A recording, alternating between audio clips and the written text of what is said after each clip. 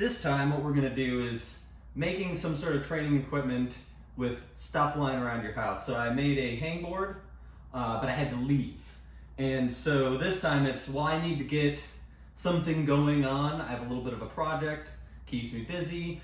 I have a little bit of training, keeps me physically doing something, and that's the whole goal. So with this is, what previously is a hangboard, you're doing some sort of strength where it's hanging, it's pretty static, you're not doing much. And this was a tool that I learned back when I was playing hockey as a kid, because you had to hold on the stick. It's a roller, and you can get very pumped. It's pretty good for your forearms, fantastic stuff.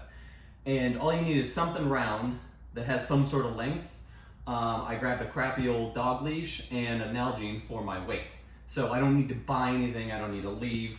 Fantastic way to do stuff. So I got this all pre-set up, and what I'm gonna do is girth hitch my foam roller to do this. You just wanna get in the middle.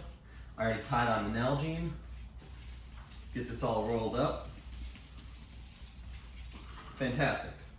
And so you don't really need very much weight because this is super hard, but all you're doing is this kind of an exercise.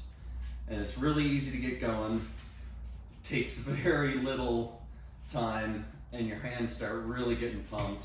And it's just something that's good to get you doing things while you're stuck in your garage like I am. So anyways, don't go stir crazy, find something to do, get psyched.